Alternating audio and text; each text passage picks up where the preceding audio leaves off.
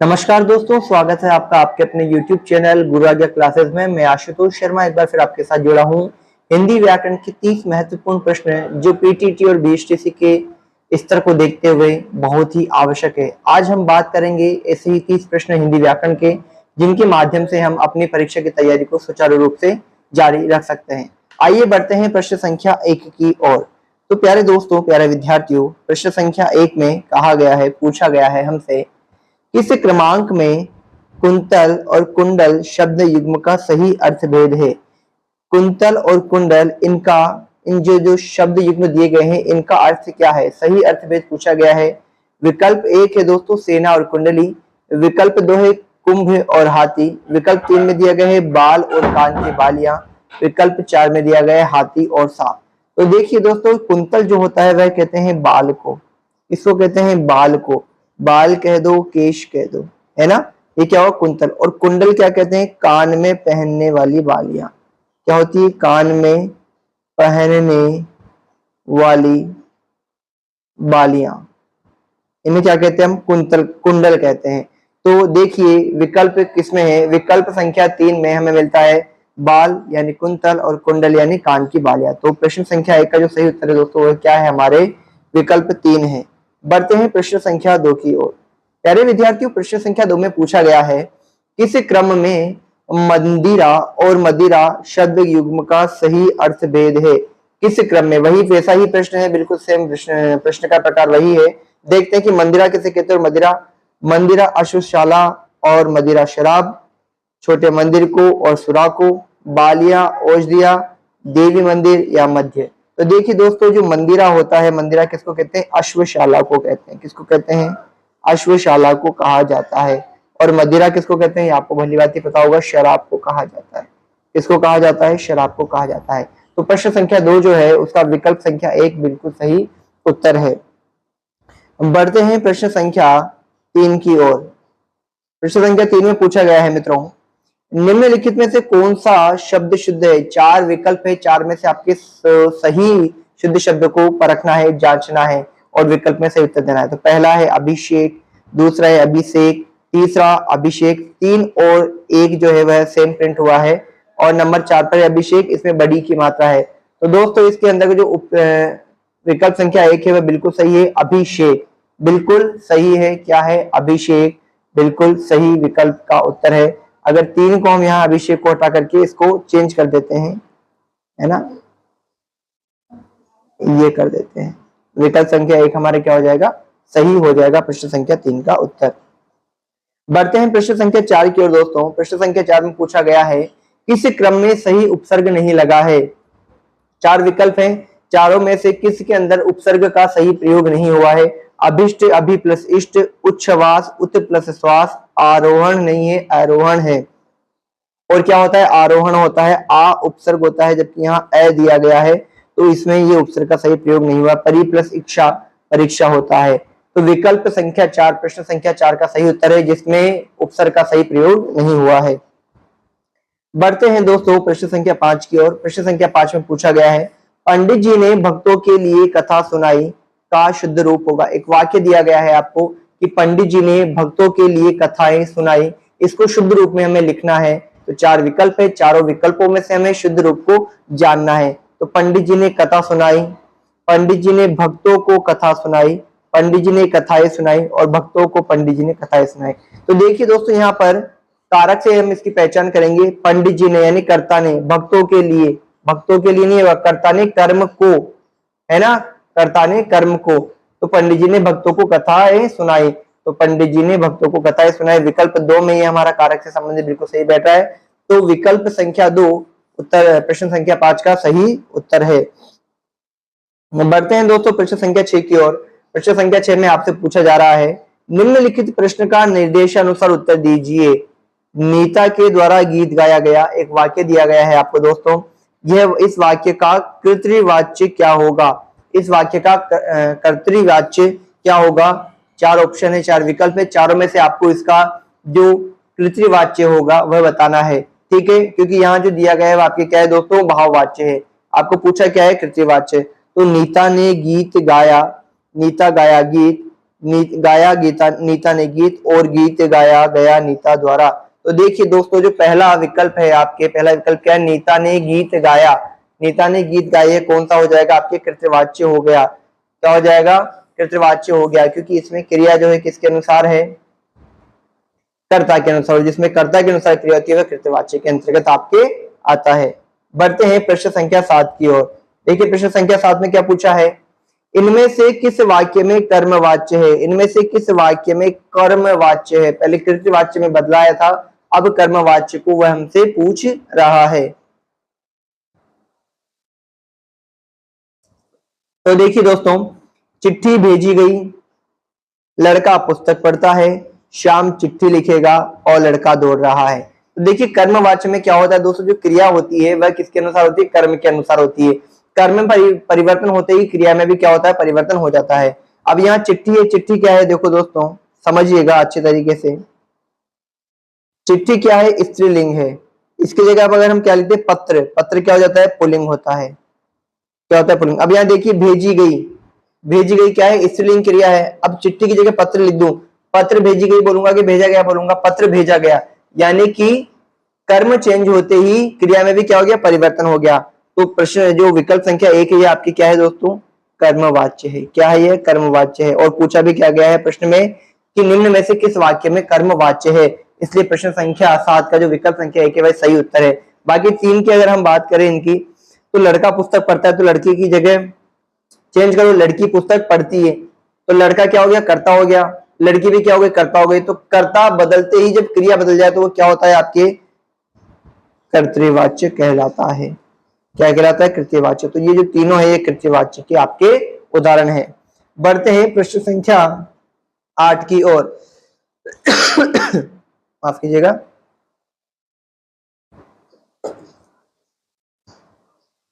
बढ़ते हैं प्रश्न संख्या 8 की ओर। और प्रश्न संख्या 8 में क्या पूछा गया है, देखिए दोस्तों, चोरी छिपे माल लाने व ले जाने वाले को कहते हैं। ऐसा व्यक्ति जो छुप करके चोरी से माल लाता और ले जाता है उसे क्या कहेंगे।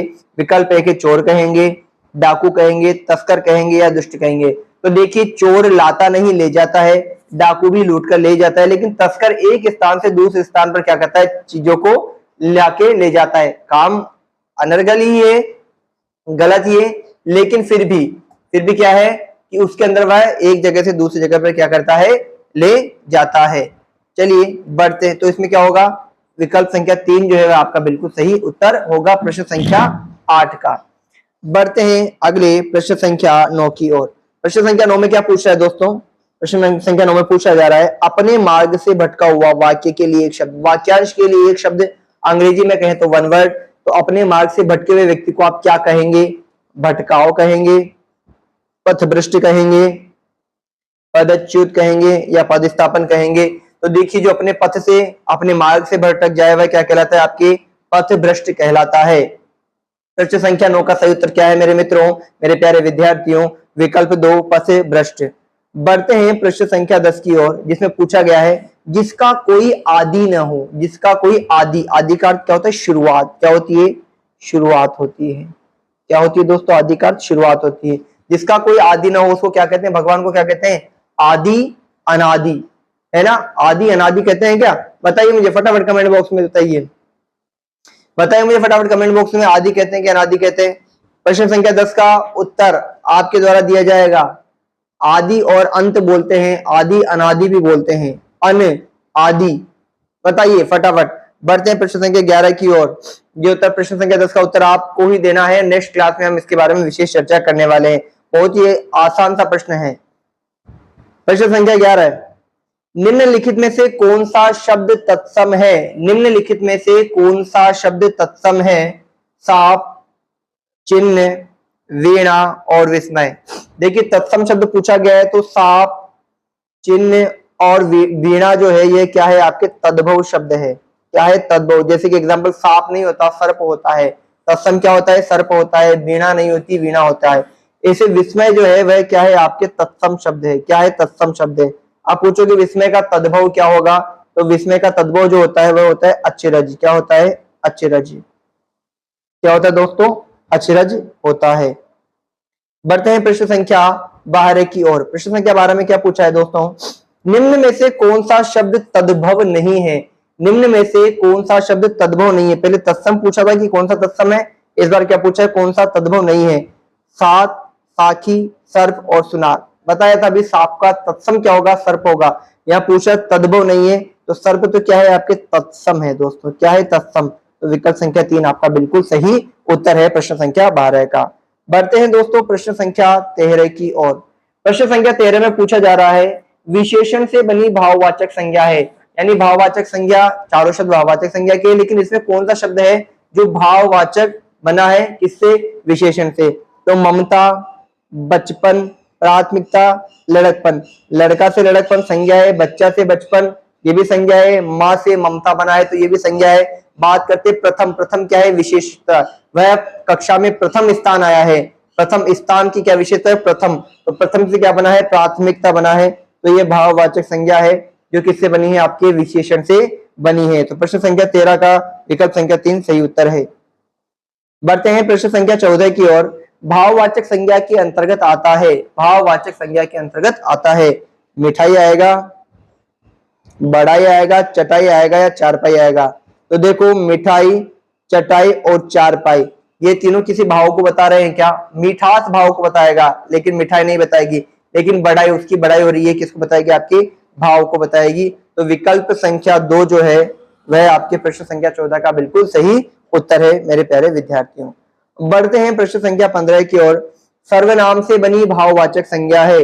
अपने आंसर भी फटाफट कमेंट बॉक्स में देते रहिए और अपना स्कोर कितना हुआ प्रश्न संख्या 15 को हल करने के बाद आपने कितने में से कितने सही प्रश्न बताए हैं ये जरूर कमेंट बॉक्स में बताएं मुझे। सर्वनाम से बनी भाववाचक संज्ञा है, क्या पूछ रहा है कि ऐसा सर्वनाम से बनी भाववाचक संज्ञा, बड़प्पन, अलगाव, अपनापन या छुटपन। अब सर्वनाम किसे कहते हैं, देखो मैं, तुम, हम, यह, वह, ये सब क्या है, सर्वनाम है ना। अब तुमसे, तुम, तुम्हारा, आप, आपका। तो यहाँ देखो अपनापन किससे, मैं अपना से, अपना क्या है, सर्वनाम है, अपना क्या है, सर्वनाम है। प्रश्न क्या पूछा है, सर्वनाम से बनी भाववाचक संज्ञा है। तो विकल्प संख्या 3 जो है प्रश्न संख्या 15 का बिल्कुल सही और उचित आंसर है। बढ़ते हैं अगले प्रश्न संख्या 16 की ओर। पेड़ से कई आम गिरे, पेड़ से कई आम गिरे वाक्य में कौन सा कारक है? कारक पूछा गया है दोस्तों, क्या पूछा गया है, कारक पूछा गया है। संबोधन है, संबंध है, अपादान है या कर्ता है? तो देखो से कारक चिन्ह आ रहा है, क्या आ रहा है, से। तो से दो जगह यूज होता है, कौन सा, एक तो करण में, कहाँ होता है, एक तो कर्ण कारक में, और एक किसमें होता है, अपादान में। किसमें होता है, अपादान में। अब करण में तो क्या होता है, माध्यम के रूप में, किसमें, माध्यम के रूप में। तीर से मारा, से आ रहा है, लेकिन किसके माध्यम से, तीर से मारा। और पेड़ से कई आम गिरे, यहाँ अपादान जो है वह क्या होता है, अलग होने के अर्थ में होता है। किसमें होता है दोस्तों, अलग होने के अर्थ में होता है, अलग होने के अर्थ में होता है। तो विकल्प संख्या 3 जो है प्रश्न संख्या 16 का बिल्कुल परफेक्ट और सही उत्तर है। बढ़ते हैं प्रश्न संख्या 17 की ओर। सैनिक शब्द में कौन सा प्रत्यय है, सेना, सेना में क्या जुड़ा है, इक जुड़ा है, सेना में क्या जुड़ा है, इक जुड़ा है। तो सैनिक शब्द में प्रत्यय पूछा है तो कौन सा प्रत्यय हो जाएगा, इक प्रत्यय, सैनिक है ना, इक प्रत्यय जुड़ा है किसमें, विकल्प संख्या जो 2 है प्रश्न संख्या 17 का वो बिल्कुल सही है। आइए बढ़ते हैं दोस्तों प्रश्न संख्या 18 की ओर। प्रश्न संख्या 18 में क्या पूछा गया है, प्रश्न संख्या 18 में पूछा गया है कौन सा सरल वाक्य है, कौन सा सरल वाक्य है। 4 विकल्प आपको दिए गए हैं। उसने आज सुबह दूध पिया, गिलास नीचे गिरा और टूट गया, मैंने समझाया और वह बात मान गया, वह ऐसे चल रही थी जैसे कोई बीमार चलता हो। तो सरल वाक्य पूछा गया। सरल वाक्य क्या होता है, जिसमें एक उद्देश्य, एक विधेय और एक क्रिया हो, वह क्या कहलाता है, आपके सरल वाक्य कहलाता है। उसने आज सुबह दूध पिया, यह क्या हो गया, आपके सरल वाक्य है। बाकी ये तीनों जो है किसके उदाहरण है दोस्तों, संयुक्त वाक्य के उदाहरण है। किसके हैं, संयुक्त वाक्य के उदाहरण है। तो विकल्प संख्या 1 जो है प्रश्न संख्या 18 का सही उत्तर है। बढ़ते हैं प्रश्न संख्या 19 की ओर। सरल या साधारण वाक्य किसे कहते हैं, सरल या साधारण वाक्य किसे कहते हैं, जिसमें एक उद्देश्य, एक विधेय और एक ही क्रिया, उसे क्या कहते हैं, सरल या साधारण वाक्य। अभी पिछले ही प्रश्न में हमने इस बारे में चर्चा की है। तो विकल्प संख्या 1 इसका सही उत्तर है, क्योंकि इसमें परिभाषा पूछी गई है कि सरल या साधारण वाक्य किसे कहा जाता है। तो जिसमें एक उद्देश्य, एक विधेय और एक क्रिया, वह क्या कहलाएगा, आपके सरल या साधारण वाक्य कहलाता है। बढ़ते हैं दोस्तों प्रश्न संख्या 20 की ओर। गंगा नहाना मुहावरे का क्या अर्थ है? पूछा गया है गंगा नहाना, इस मुहावरे का क्या अर्थ है? पवित्र होना है, सदाचार का पालन करना है, कार्य को अधूरा छोड़ना है, या कठिन कार्य को पूरा करना है। तो देखिए दोस्तों, गंगा नहाना आपने अनेक बार सुना होगा, वह पास हो जाए तो मैं गंगा नहा लूं, मेरा वह काम हो जाए तो मैं गंगा नहा लूं, यानी कठिन कार्य को पूरा करना या कठिन कार्य को संपन्न करना गंगा नहाना मुहावरे का सही अर्थ होता है। तो विकल्प संख्या 4 जो है कठिन कार्य पूरा करना, प्रश्न संख्या 20 का सही और सटीक उत्तर बैठता है। बात करते हैं प्रश्न संख्या 21 की ओर। आस्तीन का एक मुहावरा है, फिलिंग द ब्लैंक्स यानी रिक्त स्थान है, उसकी पूर्ति करनी है। तो आस्तीन का क्या होता है? बाल, पसीना, बिच्छू या सांप? बिल्कुल सही है, विकल्प संख्या 4 आस्तीन का सांप कहा जाता है। बढ़ते हैं प्रश्न संख्या 22 की ओर। एक आंख से देखना मुहावरे का अर्थ है। एक आंख से देखना मुहावरे का अर्थ है काना होना, अंधा होना, संभाव से देखना, या पक्षपात करना। तो बिल्कुल सही है, विकल्प संख्या 3 बहुत ही आसान सा प्रश्न है, संभाव से देखना। बढ़ते हैं दोस्तों प्रश्न संख्या 23 की ओर। अपना हाथ जगन्नाथ लोकोक्ति का सही अर्थ है। अपना हाथ जगन्नाथ लोकोक्ति का सही अर्थ है ईश्वर से साक्षात्कार करना, ईश्वर के समक्ष हाथ फैलाना, अपना काम स्वयं द्वारा ही संपन्न करना उचित होता है, अपने हाथ में ईश्वर की मूर्ति बनाना। तो देखिए, अपना जगन्नाथ का विकल्प संख्या 3 जो है बिल्कुल सही उत्तर है कि अपना काम स्वयं द्वारा ही संपन्न करना उचित होता है। क्यों होता है? अगर आप करेंगे तो आप बिल्कुल अच्छी तरीके से करेंगे, क्योंकि आपको पता है कि इस कार्य का कितना महत्व है। बात करते हैं प्रश्न संख्या 24 की ओर। लकीर का फकीर होना मुहावरे का अर्थ है। लकीर का फकीर होना इस मुहावरे का अर्थ है संन्यास आश्रम ग्रहण करना, संरक्षक की आय पर गुरुचल्रे उड़ाना, पुरानी प्रथा पर चलना, या मूर्खतापूर्ण व्यवहार करना। कहते हैं ना कि यार तू तो लकीर का फकीर है, अर्थात हमेशा वही चीज वही गलतियां दोहराता रहता है जिसके लिए मना किया जाता है। तो ये क्या होगा? पुरानी प्रथा पर चलना। समझाने के बाद, कहने के बाद भी जो अपने मन की वृत्तियों पर और अपने मन के नियमों पर चले हुए क्या कहलाएगा? लकीर का फकीर कहलाएगा। प्रश्न संख्या 25। किस क्रमांक में सभी अशुद्ध शब्द है? देखिए, ये प्रश्न थोड़ा सा गलत है, इसको हम काट देते हैं। यहाँ पर ये गलती से प्रिंट हो गया है। बढ़ते हैं हम अपने अगले प्रश्न संख्या 26 की ओर, क्योंकि इसमें कुछ अशुद्धियां हैं। प्रश्न अशुद्धि पूछा है लेकिन कहीं गलतियां हैं। प्रश्न संख्या 26। पहाड़ टूट पड़ना मुहावरे का सही अर्थ है। पहाड़ टूट पड़ना इस मुहावरे का सही अर्थ है व्यक्ति का बड़ी विपत्ति में पड़ जाना, पहाड़ के नीचे दब जाना, अपने को असमर्थ मानना, या पर्वत से नीचे गिर जाना। तो पहाड़ टूटना क्या होगा? विकल्प संख्या 1 व्यक्ति का बड़े विपत्ति में पड़ जाना, यानी किसी के पास बहुत बड़ी विपत्ति आ जाए किसी के सामने, तुम क्या कहते हैं कि उसके ऊपर तो दुखों का पहाड़ टूट गया। तो प्रश्न संख्या 26 का जो विकल्प संख्या है कि वह मेरे प्यारे विद्यार्थियों सही उत्तर है। बढ़ते हैं प्रश्न संख्या 27 की ओर। जूतम पेजार मुहावरे का अर्थ है। जूतम पेजार करना मुहावरे का अर्थ है। तो दोस्तों विकल्प 1 जो है इसका सही उत्तर है लड़ाई झगड़ा होना। यह क्या कहलाता है? आपको जूतम पेजार करना कहलाता है। बढ़ते हैं प्यारे विद्यार्थियों प्रश्न संख्या 28 की ओर। प्रश्न संख्या 28 में क्या पूछा गया है? निम्नलिखित में से विराम चिन्ह नहीं है। विराम चिन्ह क्या नहीं है? अल्प विराम ये विराम चिन्ह है, पूर्ण विराम ये विराम चिन्ह है, अवतरण चिन्ह भी विराम चिन्ह है, लेकिन निर्देशक ये क्या है? एक पद का नाम है। तो विकल्प संख्या 4 जो है प्रश्न संख्या 28 का आपके बिल्कुल परफेक्ट और सही उत्तर है मेरे प्यारे दोस्तों। बढ़ते हैं प्रश्न संख्या 29 की ओर। संयुक्त वाक्य पहचाने। 4 विकल्प है, 4 में से कौन सा संयुक्त वाक्य है? अच्छे लड़के परिश्रमी होते हैं, उसने कहा मैं निर्दोष हूं, लोकप्रिय कवि का सम्मान सभी करते हैं, और परिश्रमी छात्र अवश्य सफल होते हैं। तो संयुक्त वाक्य पहचाने कौन सा संयुक्त वाक्य है? अच्छे लड़के परिश्रमी होते हैं, लोकप्रिय कवि का सभी सम्मान करते हैं, परिश्रमी छात्र अवश्य सफल होते हैं। तो मैं बता दूं आपको, इस प्रश्न में आपको यहाँ पर संयुक्त की जगह क्या करना पड़ेगा दोस्तों? मिश्र वाक्य करना पड़ेगा। क्या पढ़ना पड़ेगा? मिश्र वाक्य। और विकल्प संख्या जो है उसने कहा मैं निर्दोष हूं, है ना? तो उसने कहा कि मैं निर्दोष हूं, उसने कहा कि मैं निर्दोष हूं, और ये संज्ञा उपवाक्य में आएगा। मिश्र के संज्ञा उपवाक्य के अंतर्गत यह आता है।